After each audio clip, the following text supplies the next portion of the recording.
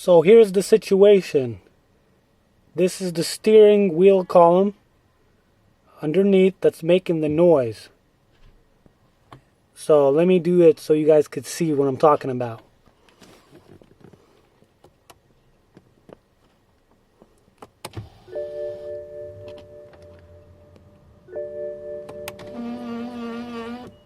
Did you hear that?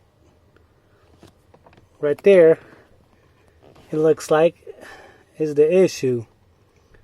And I already sprayed the WD-40 on both of the bolts, this one and this one, and it's still not fixing the issue. So I am currently looking into other potential problems why it's making that noise. So in a second, if I'll find the issue, I will show what I did.